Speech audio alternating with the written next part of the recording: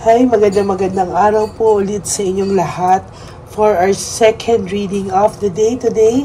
Tingnan naman po natin kung ano po ang makikita natin sa second reading of the day. Yan, malasahin lang po natin mabuti, no?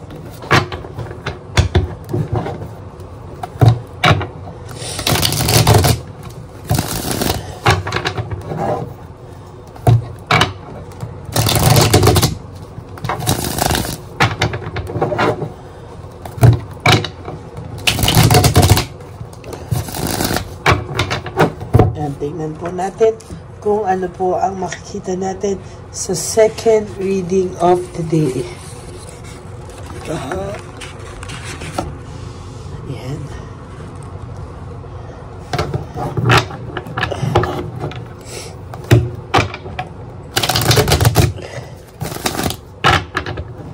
Pili po tayo ng 10. 1, 2, 3, 4, 5, 6, 7, 8, 9, and 10.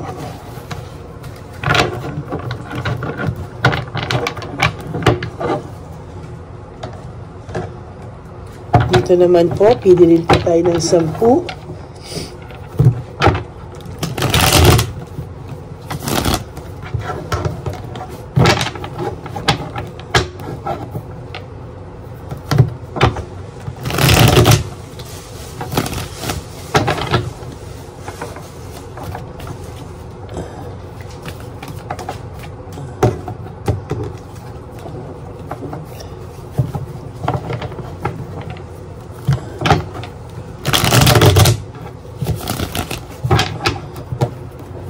Huwag niyo po i-skip to. Dito po tayo kumukuha ng ating connection sa inyo, no? 1, 2, 3, 4, 5, 6, 7, 8, 9, 10.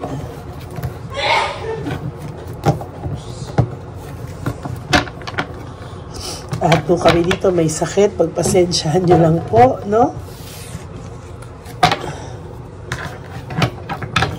Okay. Pasensyahan nyo na po.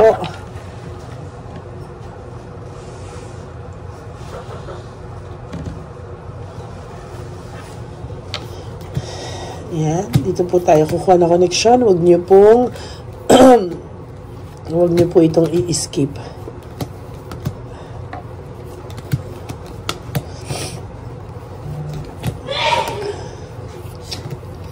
Pasensya na po, lahat kami dito nagbabahingan. Abundance, wow, meron pong parating sa yung, alam niyo po kung akala niyo po ay kayo ay pinakamalas na po sa lahat, hindi po, no? Ayan, no? Sa nakikita ko po, sa nararamdaman ko po, kung akala niya, nakikita niya po lahat na ikaw ay malas na, kung nararamdaman mo ikaw ay malas, siya ang swerte. No, meron po parating sa iyong malaking blessing, no? May malaki pong blessing sa iyo sa ngayon. At sa nakikita ko po, lalo pa pong lalaki yan sa panahon na hindi mo inaasahan, no? Dinadivert niya lang po yung attention niya sa iba. Pero sa totoo lang po, mas maayos pa po ang mga darating na sa'yo, no? Pagdating po sa'yo, mas magiging maayos pa yung buhay mo, yung susunod na mga mangyayari sa buhay mo. Siya po yung magkakabuhol-buhol, no? Ito po ay consequences po ng kanyang actions, no? Yan, no? So, nakikita ko po, meron ako nakikita na pinipilit niya lang po, no, tumayo sa kanyang Pinipilit niya lang po tumayo ngayon na parang ipakita sa lahat na siya ay okay, ipakita sa lahat na hello, maayos ako, ganyan-ganyan. Pero sa totoo lang po, sa nakikita ko po, hirap po siya. No, hirap po siya sa mga pakiramdam niya sa ngayon. Alam mo po, tulad po ng sabi ko ng first reading, mahirap po kasi yung araw-araw mong dala-dala lahat. No? Araw-araw mong dala lahat ng pains, lahat ng mga guilt. Alam mo, mas mahirap pa po kung ikaw nasasaktan ka, mahirap yung pinagdadaanan mo. Pero po siya, mas mahirap po yung dala ng konsensyang hindi niya mailabas. No? Ang hirap po nun, yung akala mo po na okay lang siya, pero deep inside pala, konsensya siya. Hindi po siya okay. Kunwari okay siya, pero sa loob po, konsensya siya. Ayan, no, naiisip niya po everyday. Clear yung mind niya. Naiisip niya kung ano po yung mga nagawa niya sa'yo, no?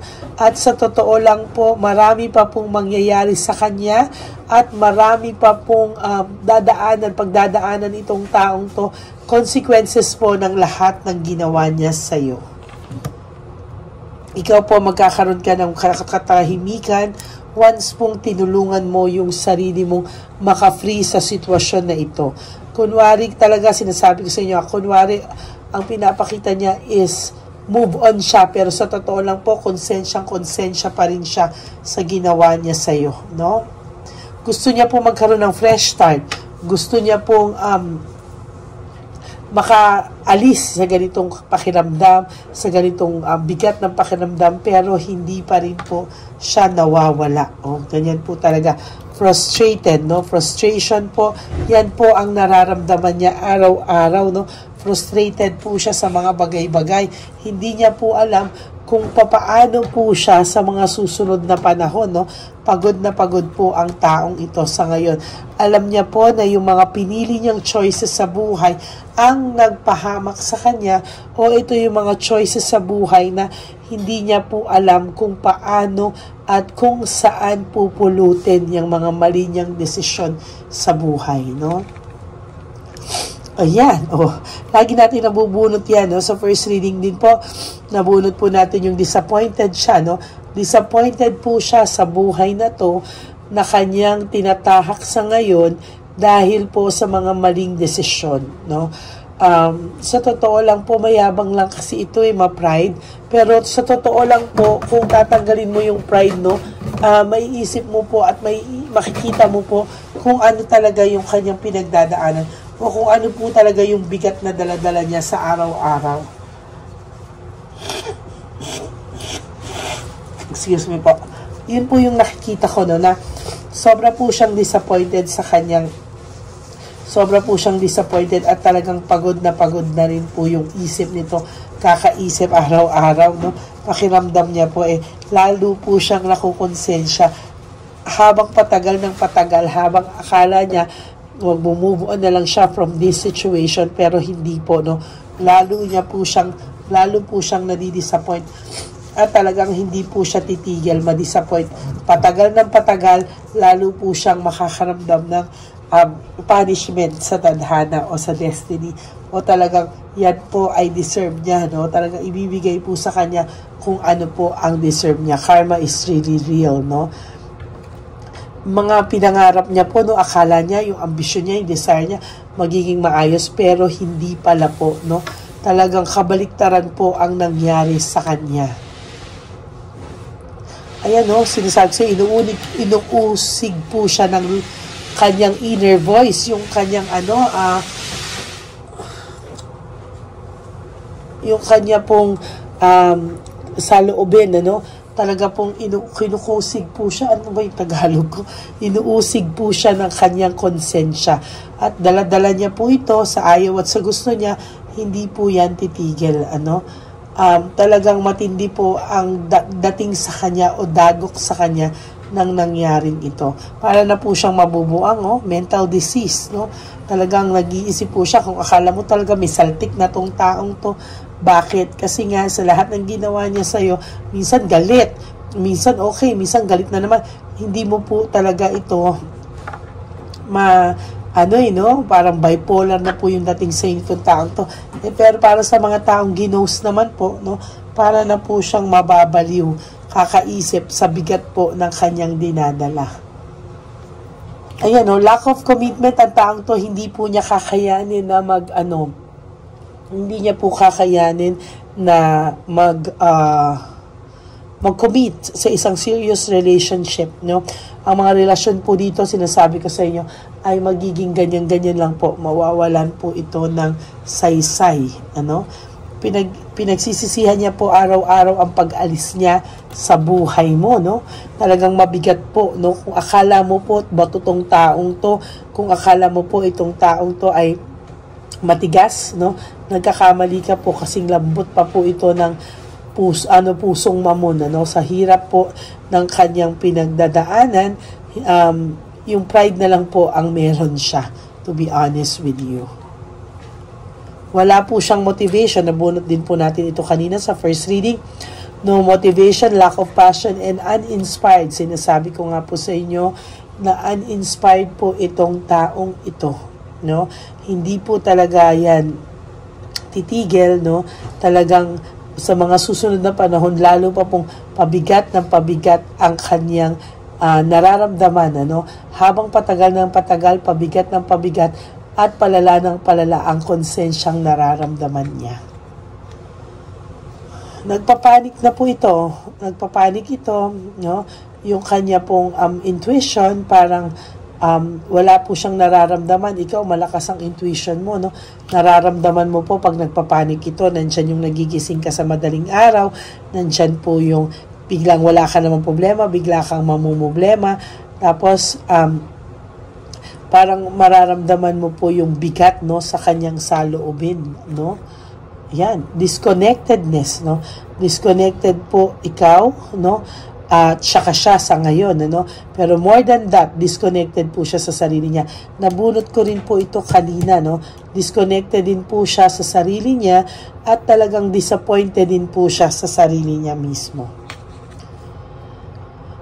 Inatukso lang po ito, no? Ngayon, misteryoso ang dating mo sa kanya o misteryoso ang dating niya dahil hindi po siya nakakakuha ng any na reactions from you ngayon. Ibig sabihin, hindi niya alam kung saan siya, kung ano ba ang real reaction sa'yo.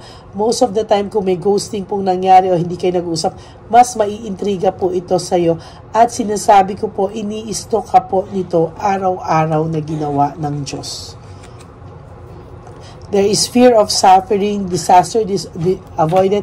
Yung the tower in reverse po, no, iwasan niya pa po kahit pa paano, or dinadala-dala niya lang po yung karmang pumapasok sa kanya ngayon. Kumbaga, tinatry niya pang i-manage, tinatry niya pa po lahat, no? Pero sa totoo lang po, hindi po kaya, talagang sunod-sunod po ang disaster nito sa buhay niya, no? Financially, no, pinapalabas niya po na siya ay secured financially, pero the truth is hindi din po, no? Masyado lang po itong greedy, at sa totoo lang po, panay all is pagpe-pretend lang. He or she is a great pretender. Pero sabi ko nga po sa iyo, patagal ng patagal, lalo pong pabigat ng pabigat ang kanyang karma at pabigat ng pabigat yung konsensyang nararamdaman niya. So that's it for your second reading of the day. I hope po na naka-resonate kayo, and if you do, can you please give me a like and comment down below para alam ko naman po kung ano po ang mararamdaman nyo o nararamdaman nyo, at talagang binabasa ko po ang mga comments nyo. Maraming salamat po sa inyong lahat. And for those of you who would like to have a private reading with me, you can message me po at Ladyly Elena, that's Ladyly Elena, nasa dulo po yan ng ating video. Diyan nyo lang po ako makokontak. That's my only official and legit FB account. Kaya maraming salamat po. Maghihintay po ako kung sino ang gustong magpa-reading, no, personal reading. And para po sa inyo na gustong magbigay ng super thanks sa video na ito, I would really appreciate that and love that from the bottom of my heart. Lalo na po nalalapit na ang ating One Love a Day Christmas edition for our dear lolos and lolas. Maraming salamat po sa inyong lahat, and God bless you all. And sa aking po mga ever solid, loyal, faithful na Lady Elena family, thank you for not skipping ads. Alam ko pong tulong nyo na yan sa ating channel para mas marami pa po tayong matulungan na ating mga street elderly, mga lolos at lola sa daan na pinabayaan na po ng kanilang mga anak. Maraming salamat po, at ako po ay umaasa na tulong-tulong po tayong makakapagbigay ng saya at ngiti sa mga labi ng ating mga lolo at lola sa kalye on December 14. Maraming salamat po sa inyong lahat. And ang lagi ko pong payo sa inyo is just to live one day at a time. Do 3 things that will make you happy for today. At iwasan nyo po ang malungkot, no? Prioritize yourself. And sabi ko nga po talaga, make yourself a priority today. And tonight, sleep matulog po kayo. And tomorrow is another day. Gawin nyo lang po yan paulit-ulit. At sinasabi ko po sa inyo, one day, you will realize nakasurvive ka na pala po. No? Maraming salamat po sa inyong lahat. And God bless you all. At lagi ko pong bilin sa inyo is just, sana ma-realize nyo na life is so short. Don't make it shorter by stressing yourself from all the pains and heartaches na binigay sa inyo ng kahapon. Just surrender everything to the divine universe and just let go and let God write your life and love story. I will be back for another set of reading. Huwag po kayong malulungkot, ha. Ako po ay magbabalik kahit ganito po ang boses ko. Pinapangako ko po sa inyo na ako po ay magbabalik for our third and final set of the reading natin ngayong araw na to. At wag po kayo mag-alala, ilalabas ko rin po ang ating wishing incenso and wishing candle. Ito po muna ay aking orasyonan bago ko po ilabas para po maramdaman nyo po, no, yung kilabot kapag kayo po ay kumakausap ng ating wishing candle and wishing incenso. Okay? Maraming salamat po sa lahat, and God bless you all. Bye!